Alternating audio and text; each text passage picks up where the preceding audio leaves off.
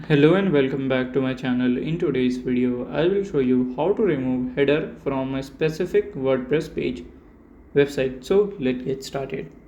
So it is very easy to do. You have to follow these easy steps. So to remove the header and footer from a specific single page in the WordPress, you have to first must find the ID of the page and target the header and footer with the CSS using the page ID class that css generate.